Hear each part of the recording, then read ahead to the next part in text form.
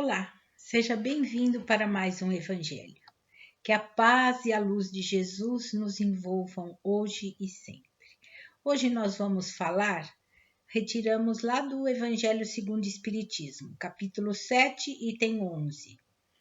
Sem humildade construímos virtudes que não temos, como se tivéssemos uma roupa para esconder deformidades de nosso corpo.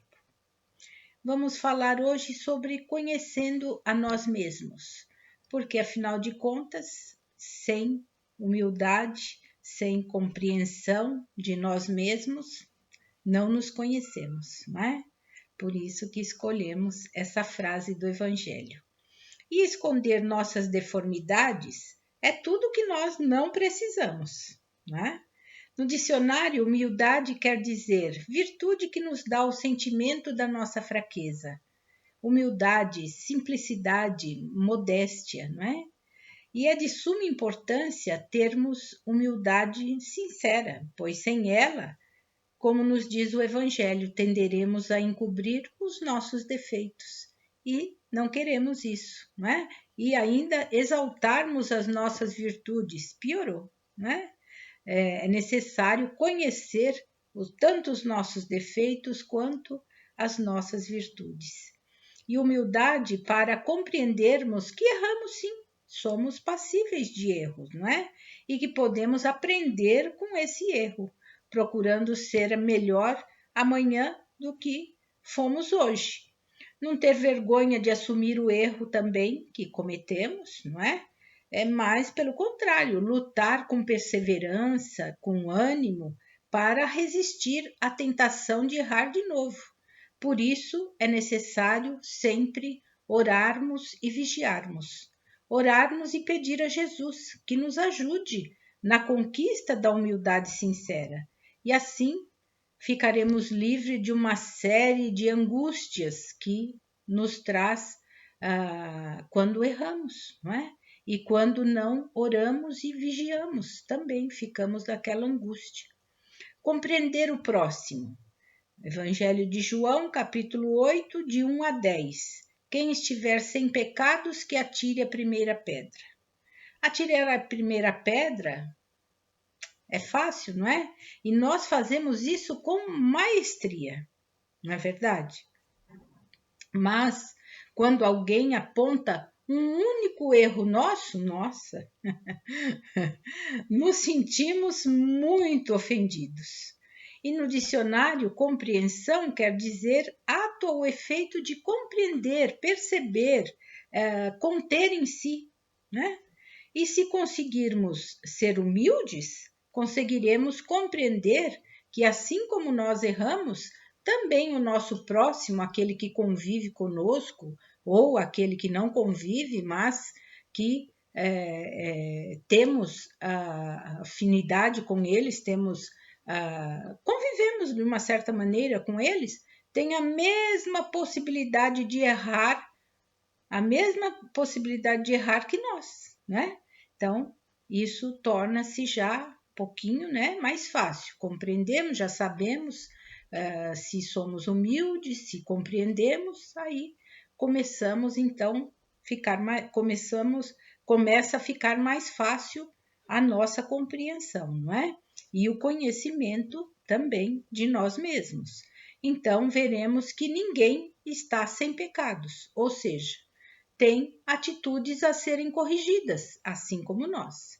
E isso nos dá uma força, não é? Para aprendermos a perdoar também e, consequentemente, conviver melhor com quem está ao nosso redor. Somos chamados a reparar o mal que fazemos a todo instante, como nos diz Kardec no livro Céu e Inferno, na primeira parte, no capítulo 7, no 16º item do Código Penal da Vida Futura, que no caminho para a reparação não basta ao homem o arrependimento, é necessário a expiação e a reparação. Né? Então, é corrigir aquilo que fez de errado, mesmo que para isso tenhamos algum sofrimento, não é? Interrogar a nossa consciência. Está lá no Evangelho segundo o Espiritismo, capítulo 17, item 3. O homem de bem interroga a consciência sobre todo o bem que fez e todo aquele que deixou de fazer. É assim que começamos a nos conhecer melhor.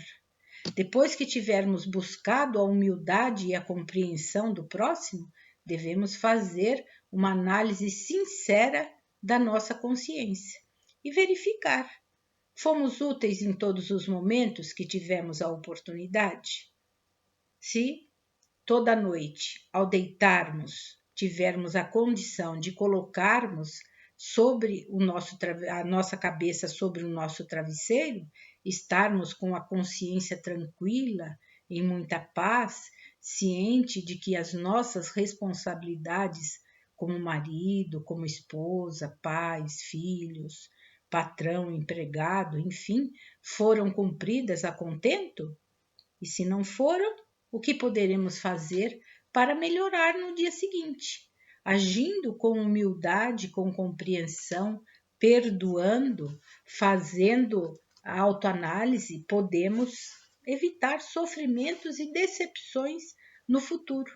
Então, é muito bom refletirmos sobre tudo isso, porque é um ensinamento profundo realmente. É assim que passamos a nos conhecer melhor, não é?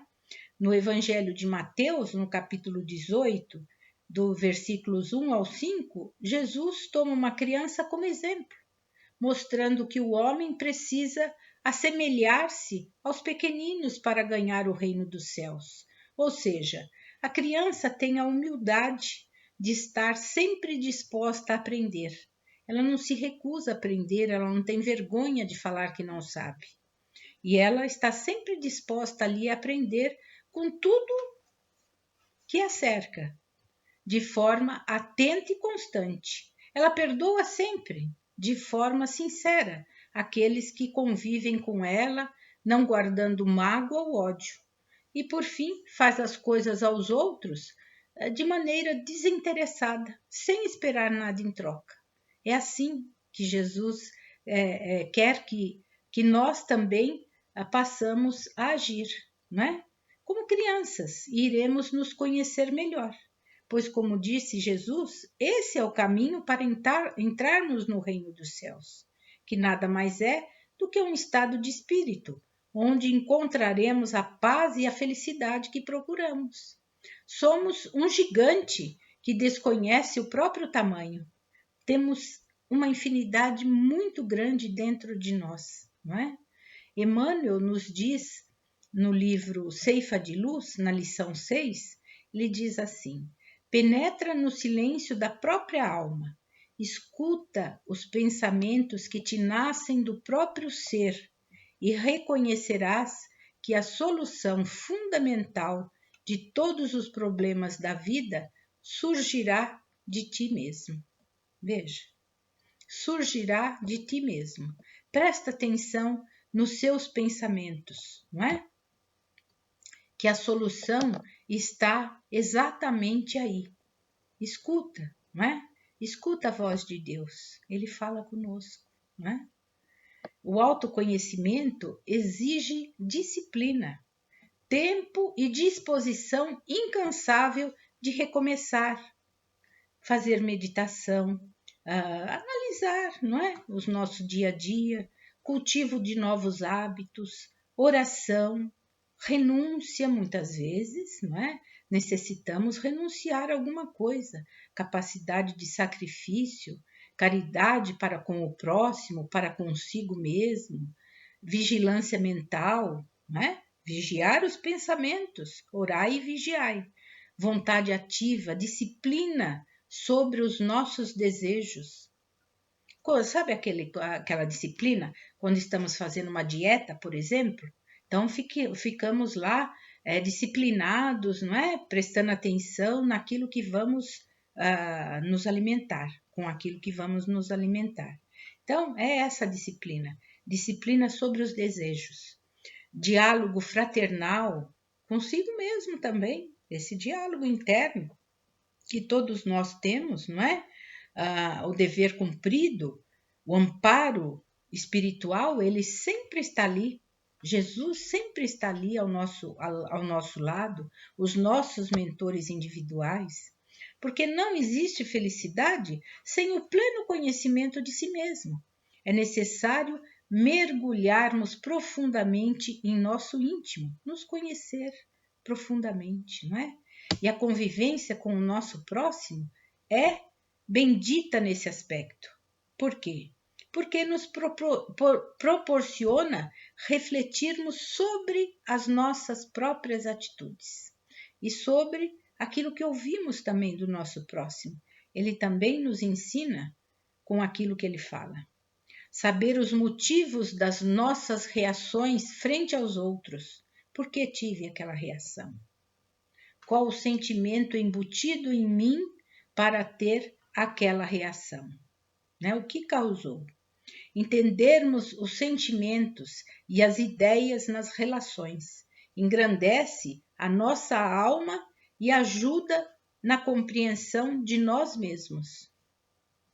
Somente a luz que fazemos brilhar em nosso íntimo nos pertence, e ela é a fonte da nossa liberdade, do nosso equilíbrio e da paz na nossa alma. Que possamos, a partir de agora, entrar num desconhecido mundo íntimo e conhecer tudo o que temos de bom e de mal dentro de nós. Reconhecer aquilo de mal também. Passar a nos conhecer melhor, não é? Conta uma lenda que em uma ilha longínqua vivia uma solitária deusa do sal. Ela era apaixonada pelo mar. Passava dias, noites, horas na praia observando o balanço das suas ondas, a sua beleza, o seu mistério, a sua magnitude. Aí um desejo enorme começou a apossar-se dela e experimentar toda aquela beleza. Esse desejo foi aumentando até que um dia ela resolveu entrar no mar. Logo que começou a pôr os pés no mar, os pés sumiram. Encantada, ela seguiu adiante ainda. Aí uma estrela que observava tudo falou: "Nossa, linda deusa, você vai desaparecer por completo. Daqui a pouco você não existirá mais." Agora o mar quase desfazia o rosto da bela deusa, mas ela respondeu com um grande esforço: "Continuarei existindo, porque agora eu sou o mar também."